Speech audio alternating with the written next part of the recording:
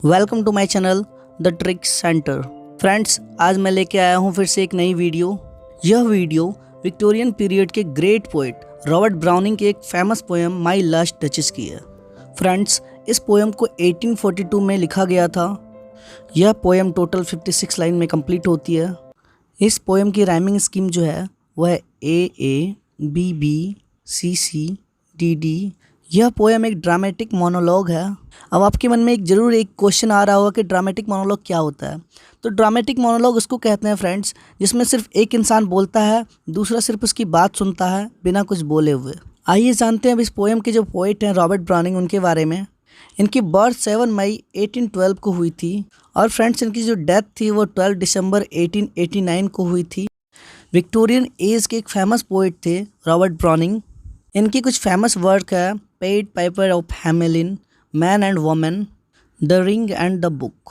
Friends, इस poem में एक ड्यूक होते हैं यानी राजा होते हैं, ड्यूक ऑफ फेरारा। इस ड्यूक के पास बगल के पड़ोसी राज्य का एक मैसेंजर आया है ताकि जिस राजा ने इस मैसेंजर को भेजा है इसकी बेटी की शादी ड्यूक ऑफ फेरारा के साथ हो जाए। अब क्या होता है फ्रेंड्स, इन दोनों में बातें शुरू हो जाती है।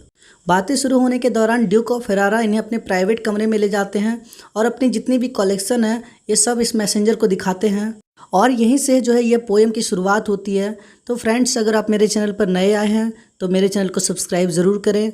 That's my last duchess painted on the wall. Duke of Ferrara जो है मैसेंजर से कहते हैं कि ये जो तुम्हें तस्वीर नज़र आ रही है, जो तुम्हें चित्रकारी नज़र आ रही है दीवार पर, यह मेरी लास्ट डचेस की है यानी पिछली वाली रानी की है।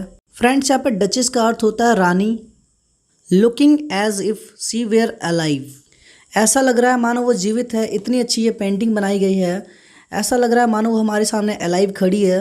I call that piece of wonder, मैं कहता हूँ कि ये कमाल की चीज़ है, ये पीस ऑफ वंडर है।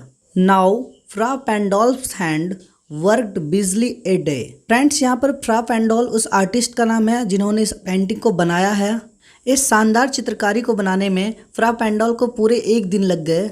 एंड देयर सी स्टैंड्स, और ये जो पेंटिंग बनाई गई है उस डचेस की, यह पूरी पोर्ट्रेट है यानी इस चित्रकारी को पूरा किया गया है सर से लेकर पाँव तक। Will it please you sit and look at her. और अब जो ड्यूक हैं उस मैसेंजर को बैठने के लिए कहते हैं बहुत ही विनम्रता से। I said Fra Pandolf by design, यानी मैंने फ्रा पेंडोल को यह पेंटिंग बनाने को कहा। For never read stranger like you that pictured countenance the depth of passion of its earnest glance. तुम जैसा कोई अजनबी अगर इस पिक्चर को देखे तो ये समझना मुश्किल हो जाएगा कि फ्रा पेंडोल ने डच की इस पिक्चर को बनाया कैसे। यानी इस पेंटिंग को इतनी बारीकी से बनाया गया है और इस पिक्चर के इतने अच्छे एक्सप्रेशन हैं, कोई भी सोचने पर मजबूर हो जाए कि इस पिक्चर को बनाया कैसे आखिर। But to myself they turn since not put by the curtain I have drawn for you but I and seemed as they would ask me if they durst। तुम जैसा कोई भी स्ट्रेंजर यह पूछना ज़रूर चाहेगा कि इस पिक्चर को फ्रा पेंडोल ने कैसे बनाया, लेकिन पूछ नहीं पाएगा क्योंकि मैं एक किंग हूँ, मैं एक ड्यूक हूँ। किसी की हिम्मत नहीं होगी मेरे सामने बोलने की। और इस पिक्चर पर जो पर्दा लगा हुआ है उसको सिर्फ मैं ही हटा पाऊँगा, मेरे अलावा कोई नहीं हटा सकता। How such a glance came there so not the first are you to turn and ask thus. Duchess यानी रानी की गालों पर यह जो चमक है, यह जो लाली है, यह कहाँ से आई? तुम ऐसे पहले नहीं हो जो यह सब पूछना चाहते हो। ऐसे पहले भी कई लोग आए हैं जो यह पूछना चाहते थे। Sir, it was not her husband presence only called that spot of Joy into the duchess चिक। यानी यह जो चमक है डचेस की गालों पर, यह उसके हस्बैंड की वजह से नहीं थी। यानी उसका हस्बैंड सामने खड़ा है इसलिए वो खुश है, इसलिए उसकी गालों पर लाली है, उसकी गालों पर खुशी है, तो यह बिल्कुल नहीं था। परहैप्स फ्रा पेंडोल्स चांस टू से, यह हो सकता है कि फ्रा पेंडोल ने पेंटिंग के वक्त उसे कोई कॉम्प्लीमेंट दिया हो या उसकी कोई तारीफ़ की हो। Her mantle laps over my lady's wrist too much और paint must never hope to reproduce the faint half flush that dies along her throat. यह हो सकता है कि फ्रा पेंडोल ने यह कहा हो कि उसकी चादर ने उसकी कलाई को ज़्यादा ही ढक लिया है, या फिर यह जो उसके गले पर जो कलर आई है यह पेंट उसे पेंट नहीं कर सकती। Such stuff was courtesy she thought and cows enough for calling up that spot of joy। इस प्रकार के तुच्छ कमेंट उसके चेहरे पर खुशी लाने के लिए काफ़ी थे, यानी वो किसी के भी सस्ते कॉम्प्लीमेंट से खुश हो जाया करती थी। She had a heart, how shall I say, too soon made glad। यहाँ पर ड्यूक कह रहे हैं कि उसका दिल ऐसा था, मैं कैसे कहूँ, बहुत जल्दी ही किसी से खुश हो जाती थी। Too easily impressed, she liked whatever she looked on and her looks went everywhere। और बहुत ही आसानी से इम्प्रेस हो जाती थी, वह जिसे भी देखती थी पसंद करने लगती थी उसको। एक क्वीन वाली जो क्वालिटी होती है वो उसमें नहीं थी। इट वॉज ऑल वन, उसके लिए सब बराबर था। My favour at her breast the dropping of the daylight in the west. मेरे द्वारा दिया गया एक हार जो उसकी ब्रेस्ट पर सजता था वह उसे वैसी ही खुशी देता था जैसे कि एक डूबता हुआ सूरज। The bough of cherries some officious fool broke in the orchard for her the white mule she rode with round the terrace. और अगर कोई बेवकूफ़ बगीचे से चेरी की डाली से चेरी लाकर देता था तो उससे भी वह उतनी ही खुश हो जाती थी। और म्यूल यानी खच्चर पर बैठकर टेरेस पर घूमा करती थी, उससे भी यह खुश हो जाया करती थी। All and each would draw for her like the approving speech और ब्लश एट लीस्ट। यानी वो हर चीज़ को देखकर एक जैसा ही बिहेव करती थी, एक जैसा ही बोलती थी। सी थैंक्ड मैन गुड, वह सबको धन्यवाद देती थी। बट थैंक्ड सम हाउ, लेकिन ऐसे धन्यवाद देती थी वो, I know not how, as if she ranked my gift of a 900-year-old name with anybody gift. ऐसे धन्यवाद देती थी वो जैसे मेरे 900 साल पुराने खानदान के नाम की बराबरी किसी तुच्छ से उपहार से कर रही हो। Who'd stoop to blame this sort of trifling, यानी कौन उसके सामने झुके, कौन उसे बताए कि वह गलती कर रही है। Even had you skill in speech which I have not to make your will. यहाँ पर फ्रेंड्स वो ड्यूक जो हैं वो मैसेंजर से कह रहे हैं कि अगर तुम मेरे जगह होते तो इस बात को घुमा फिरा कर कह सकते थे, लेकिन यह आर्ट मेरे में नहीं है, मैं घुमा फिरा कर बातें नहीं करता हूँ।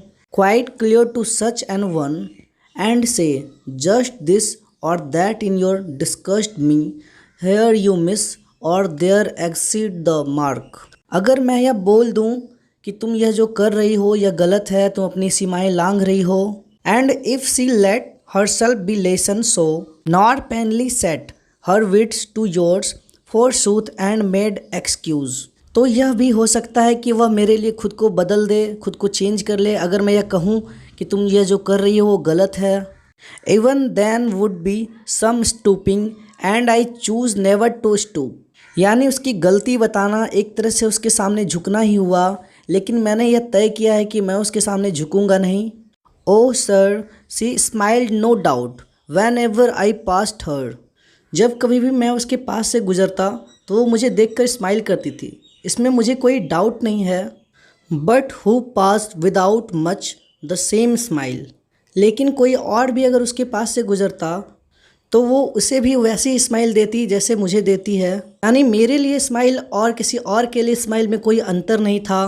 This grew, यानी ये चीज़ें बढ़ती जा रही थी। I gave commands then all smiles stop together. मैंने कमांड्स दिया यानी आदेश दिया कि सारी स्माइल को एक साथ रोक दिया जाए, यानी उसका मर्डर कर दिया जाए, उसकी हत्या कर दी जाए। There she stands as if alive. और देखो आज वो यहाँ खड़ी है, लग रहा है कि जैसे जीवित हो। Will it please you rise, यानी उस मैसेंजर से कह रहे हैं कि तुम खड़े हो जाओ। We will meet the company below then. चलो अब नीचे चलते हैं, नीचे लोग हमारा इंतज़ार कर रहे हैं। आई रिपीट, मैं दोहराता हूँ, the count your master's known munificence. तुम्हारे जो मास्टर हैं वो अपनी उदारता के लिए जाने जाते हैं, अपनी दयालुता के लिए जाने जाते हैं। Is ample warrant that know just pretence of mind of dowry will be disallow. और मुझे ऐसा लगता है कि मैंने जो दहेज के लिए उनसे मांगे रखी है वो उसे डिसअलाउ नहीं करेंगे। Though his fair daughter self as I avoid at starting is my object. लेकिन मैं तो सिर्फ काउंट की बेटी चाहता हूँ, मुझे दहेज से कोई लालच नहीं है। Nay we will go together down, यानी हम दोनों साथ में नीचे जाएंगे। सर नोटिस नेपच्यून, ड्यूक उस मैसेंजर से कहते हैं कि नेपच्यून की स्केचेस को देखो, नेपच्यून की प्रतिमा को देखो। दाउ टैमिंग ए सी हॉर्स, उस प्रतिमा को देखो जिसने सी हॉर्स को अपने वश में कर लिया है। थाउट ए रेयरिटी, यानी ये जो प्रतिमा है यह बहुत ही दुर्लभ है, बहुत ही ज़्यादा रेयर प्रतिमा है। Which Claus of Innsbruck cast in bronze for me, यह बहुत ही रेयर प्रतिमा क्लाउज ऑफ इंसबर्ग ने खास मेरे लिए बनाया था। फ्रेंड्स, यहीं पर यह पोएम जो है समाप्त होता है। अगर आप मेरे चैनल पर नए आए हैं तो मेरे चैनल को सब्सक्राइब ज़रूर करें ताकि मैं आपके लिए ऐसे नए नए वीडियो ला सकूं।